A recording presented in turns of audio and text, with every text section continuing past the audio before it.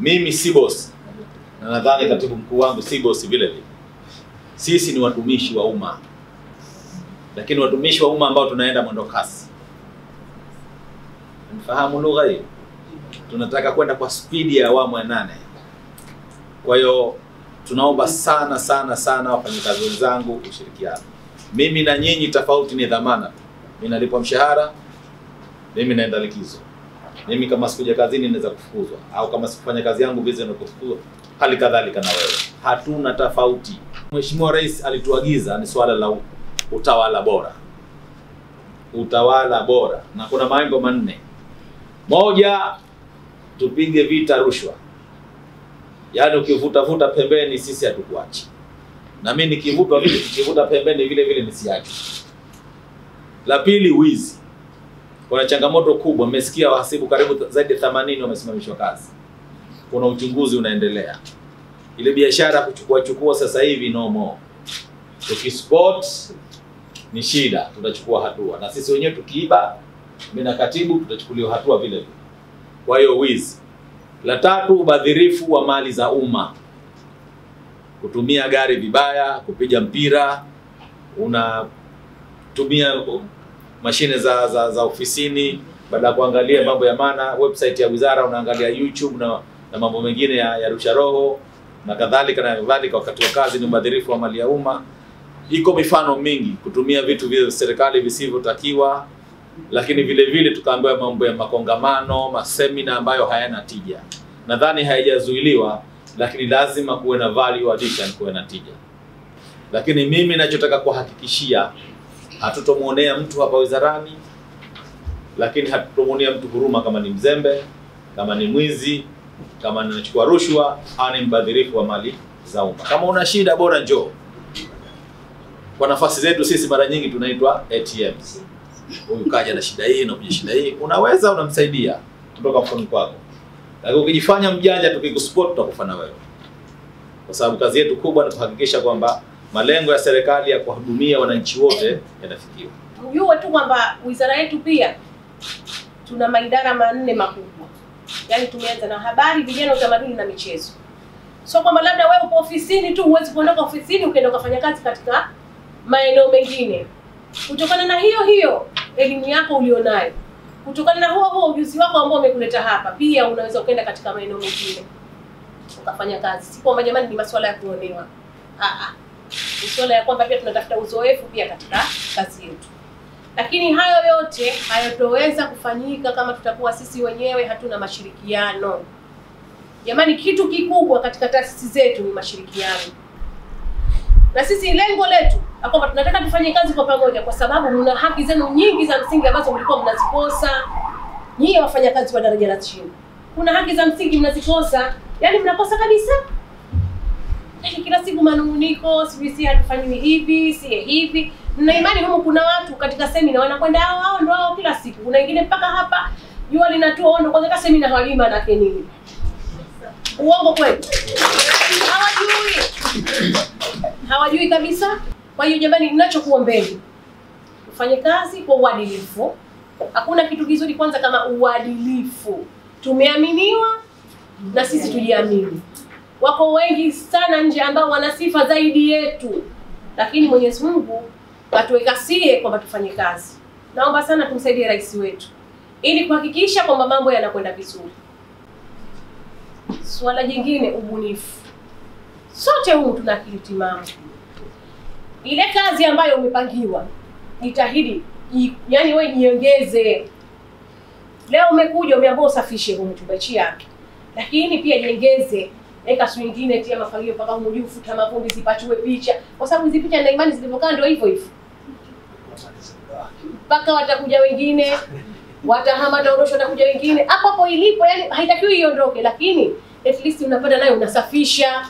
Yale maeneo yaonekane safi. Kwa siku lazima nikae na watu wa masjala, kwa sababu wao ndio waliona roho za ofisi. Wasicheze na ile kazi ni kazi ya hatari sana. Na wao ndo injini yetu sie ya wizara.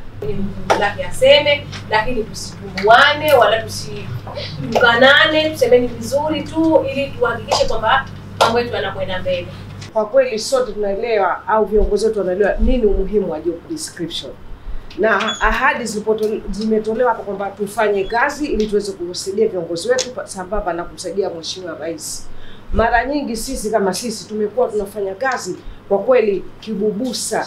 Job description ni kama roho tutasema ya kumuongoza mfanyakazi aelewe kwamba nini anafanya na nini anachotakiwa asifanye, ili kusiweze kuwa na hizi duplication.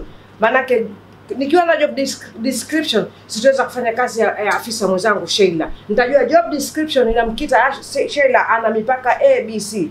Lakini bila job description utajikuta mnakwenda randomly, hamjui mnafanya nini. Kwa kweli job description ni muhimu. Kuja na kurudi kazini, kwa kweli ni utamaduni ambao tumeujenga katika jamii yetu, katika Zanzibar yetu, kwamba mfanyakazi mzuri ni yule ambaye anakuja saa 1:30 na anaondoka 9:30. Lakini mfanyakazi huyo hapimwi pale akija saa 1:30 anaondoka 9:30 anafanya kitu gani kabisa. Wala serikali haiangalia wewe bwana umefanya kitu gani. Kaja saa 1:30 kaandika pale. Kuna utamaduni ambao baadhi ya department, si kama wizara yetu ipo, watu wataweza kusema kuna watu ambao wamepewa likizo ya ndani. Unajua likizo ya ndani, mtu anakuja kazini lakini hapewi kazi, haulizi jambo, hafanyi chochote, yeye akija sawa, si sawa, unafahamu. Sasa hiyo ni likizo ya ndani ambayo imekuwa ni kama ni njia ya kumtosha mfanyakazi. Mimi sana nimependa point moja ulisema kama naibu katibu kuhusu timu. Tuwe kama teamwork. Zinakuja program tunafanya kazi na mataifa mengine kama UNICEF, UNFPA.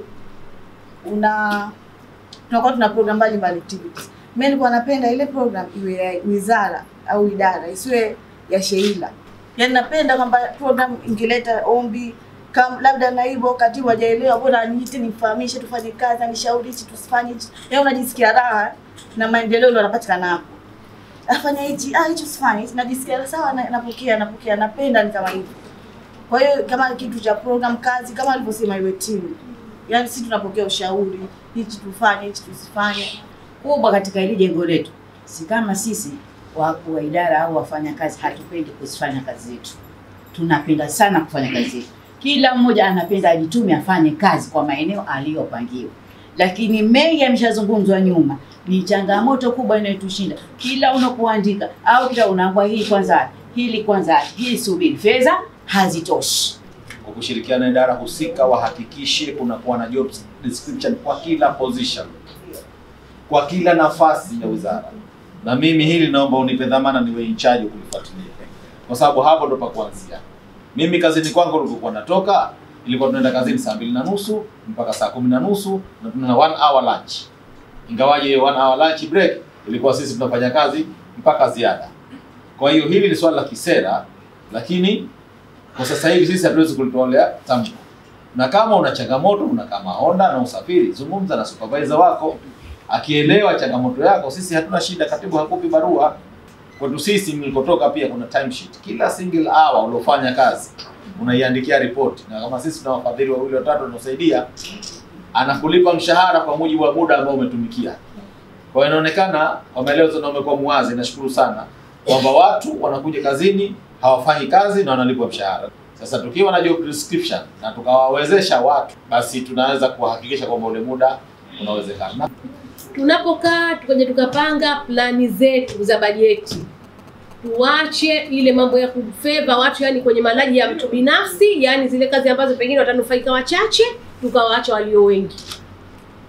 Na maana hii kusema kwamba pengine kuna andaliwa semina hapa, pana semina, lakini ukiangalia pesa za semina kubwa. Lakini huku ukija pengine kumsomesha mtu, unamsomesha mtu mmoja.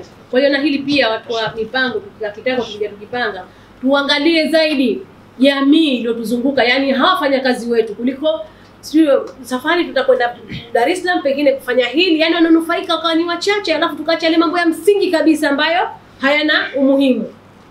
Mimi naweza kaja nikakata hivi hili hapa lisifanyike wala lisifanyike. Lakini na sisi tunapokaa tuwe na ule ubinadamu, tusijifevesie tu tunoko huko juu, lakini tuangalie na hawa loko chini, kwamba pengine hapa kuna fanyakazi ndani ya maofisi yao wahitaji kompyuta, lakini hawapewi kompyuta. Mwaka wamaliza, kazi utazifanya vipi? Hawazifanyi, ni ngumu. Kwa hiyo zitizamwe zile huduma za jamii kwanza ambazo zitasaidia maendeleo yasonge mbele, lakini sio kukwamisha maendeleo. Ili uwe wa kwanza kupata habari zetu, tafadhali usisahau kusubscribe, kulike na kucomment, pamoja na kutembelea kwenye peji zetu Twitter, Instagram na Facebook. Wizara ya Habari Zanzibar.